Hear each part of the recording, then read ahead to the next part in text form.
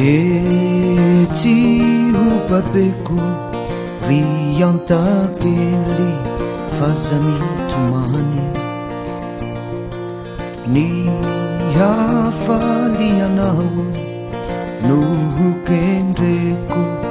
eto antany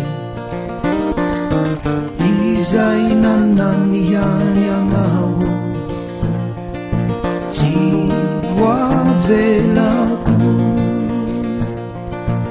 izay nikiapokanao dia hotezerako la la la la la la la la la la la la la izay nanany any anao tsy hoavelako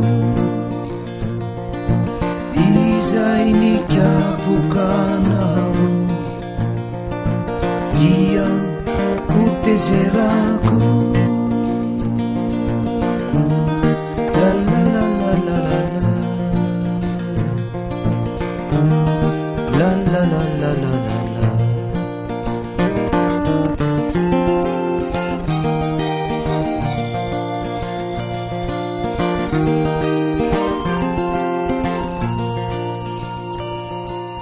etsy ho fafako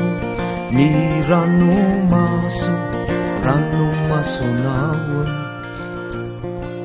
ndao isika iaraka ho any antsena hividy kilalao ilazako reo olo-kafa mba tsy hibedy anao fa dia veliky fahafa no asetriko azy reo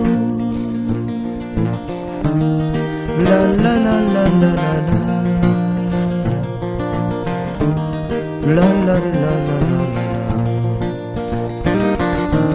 ilazako reo olo-kafa mba tsy hibedy anao fa dia